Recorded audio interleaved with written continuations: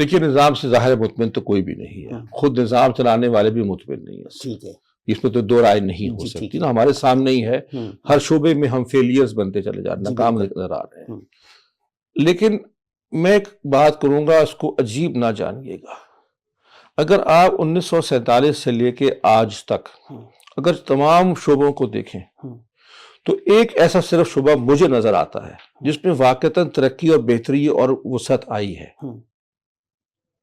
اور وہ دینی مدارس ہے۔ درست کا اور شعبہ اٹھا کے دیکھ لیں، بتائیے، ریلوے میں، ایئر لائن میں، پولیس میں، آڈٹ میں، اکاؤنٹس میں، فائنانس میں، سائنس میں، کہاں ترقی آئی ہے؟ صرف ایک شعبے میں آئی ہے کہ جہاں ہم 47 میں کھڑے تھے، آج کئی بڑے بڑے مدارس انہوں نے اس میں اضافے کیے، نظام میں تبدیلیاں کی، نظام میں بہتری لائے، بہت کچھ کیا نا۔ تو ترقی کا تو ایک پیمانہ ہوتا ہے نا کہ آپ پہلے کہاں کھڑے تھے اور آج کہاں کھڑے ہیں۔ 47 میں یہ چیز کہاں تھی اور آج 2023 میں کہاں ہے؟ تو اور مجھے تو کوئی شعبہ نظر ہی نہیں آتا، تو ان سے مجھے بڑی امید ہے۔ تو آپ کیا کہہ رہے ہیں، مولویوں کو بنا دیں آرمی چیف، مولویوں کو دے دیں وزیر اعظم؟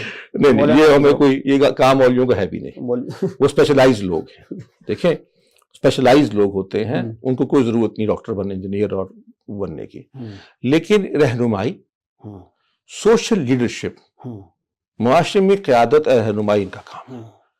اصول وہی رہیں گے، اچھے اصول، خیر کے اصول، ایک دوسرے کے احساس کے، لوگوں کو ملنے کے، ملانے کے، جوڑنے کے، اور مستقبل میں ایک روشن مستقبل دکھانے کی امید میرے خیال میں ایک دینی شخص ہی کر سکتا ہے۔